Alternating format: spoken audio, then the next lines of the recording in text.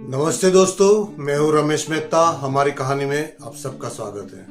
दोस्तों, बहुत टाइम से बहुत सारी कहानी बताते जाता रहा हूं।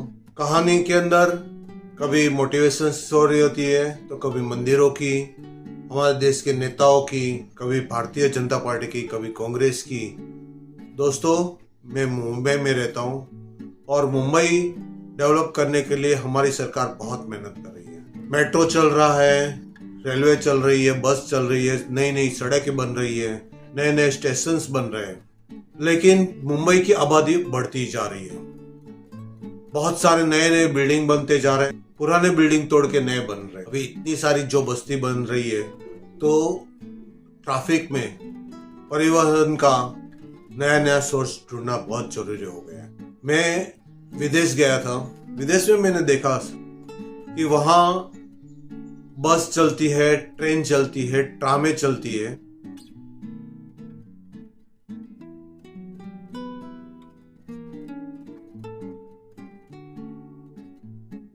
समुद्र में बहुत सारी बोट भी चलती है।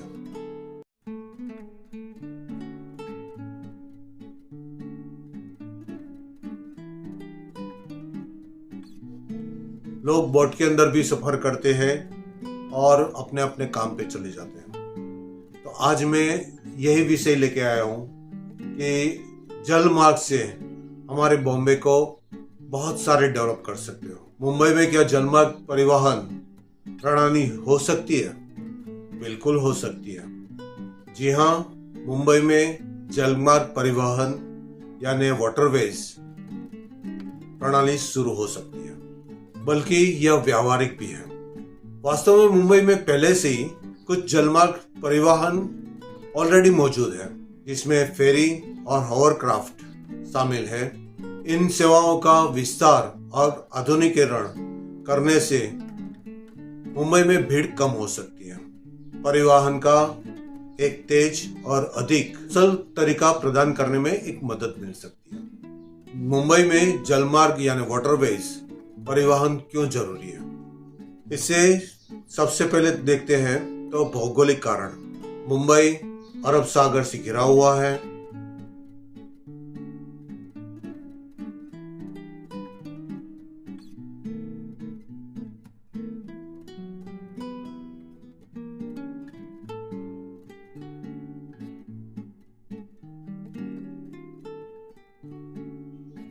और उसमें कई खाड़ियां हैं। इसका मतलब कि कहीं आदर्श जलमार्ग हो सकते हैं। इससे फायदा यह होगा कि ट्रैफिक कम हो जाएगा। जलमार्ग सड़क और ट्रेन का मार्ग में बोझ कम करने में मदद मिल सकती है। तेज यात्रा, कुछ मार्गों के लिए जल यात्रा सड़क यात्रा की तुलना में बहुत स्पीड हो सकता है, खास करके पीक आवर्स के दरमियान। और इसके अलावा पर्यावरण के लिए भी अनुकूल है, क्योंकि सड़क मार्ग में धुआं ज्यादा उड़ता है और कार्बन डाइऑक्साइड ज्यादा लगता है। इसके जगह हम जल मार्ग से जाएंगे तो इतना धुआं नहीं लगेगा। मेट्रो परियोजना में जो हमने खर्चा किया उसके सामने हम अगर गिनते हैं तो जल प्रवास की प्रणाली शायद मुझे लगता है सस्ती पड़ेगी, यानी उसमें कम निवेश होगा। इसमें चुनौतियां क्या हो सकती है ये देखा जाए तो बुनियादी ढांचे का विकास करना पड़ेगा, आधुनिक जेटी लानी पड़ेगी, नए नए टर्मिनल बनाने पड़ेंगे, नए नए स्टेशन बनाने की आवश्यकता हो सकती है। दूसरी बात है मौसम। बारिश के सीजन में उस टाइम पे हमें ट्रैवलिंग करना डिफिकल्ट हो सकता है। तीसरा ये है कि हम जहां जहां जलमार्ग करेंगे उससे अपने जो स्थान पर जाना है प्रवासी को, तो वहां जाने के लिए सड़क मार्ग भी कनेक्ट करना पड़ेगा। चौथा है पर्यावरण। समुद्र जीव की सुरक्षा के लिए भी हमें कुछ ध्यान रखना होगा।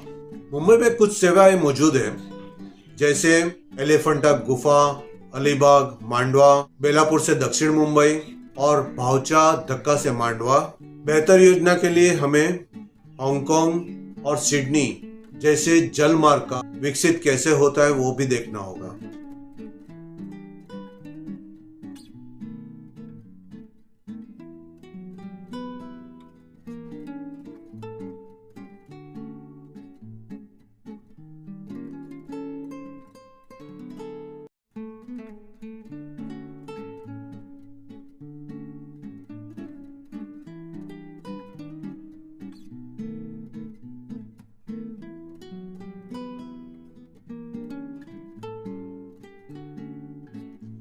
क्योंकि वहां इस तरह की बोटें चलती है।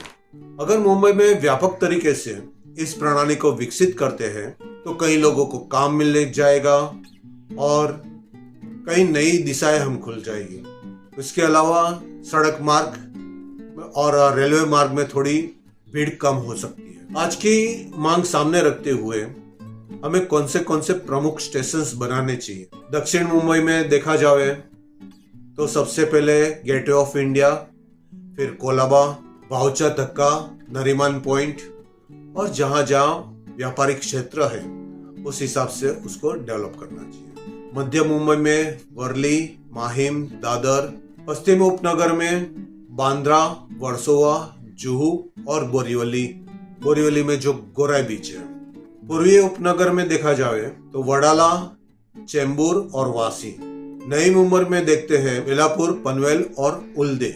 विस्तारित मुंबई में अलीबाग, मांडवा और रेवास। इन स्टेशनों से नवी मुंबई और मुंबई के बीच में संपर्क ज्यादा गाढ़ा हो सकता है, यानी और जगह भी डेवलप हो सकती है। सड़क और रेल मार्ग में दबाव कम हो सकता है। इससे पर्यटन और तट विस्तार को और बढ़ावा मिल सकता है। दोस्तों, ऐसे जल मार्ग अगर बढ़ाने से हमें फायदा होता है और आप लोगों को इसके बारे में कुछ भी जानना है तो मुझे जरूर संपर्क कीजिए। मेरे इस चैनल को सब्सक्राइब जरूर कर लीजिए और ज्यादा से ज्यादा लोगों को बताइए कि हमारे मुंबई को किस तरह बढ़ावा मिलना चाहिए। जलमार्ग को किसी भी हालत पे बढ़ावा जरूर होना चाहिए। सरकार को भी निवेदन करता हूं कि जलमार्ग के लिए जरूर सोचें। धन्यवाद। जय श्री कृष्ण, जय श्री राम, जय हनुमान, हर हर महादेव, भारत माता की जय।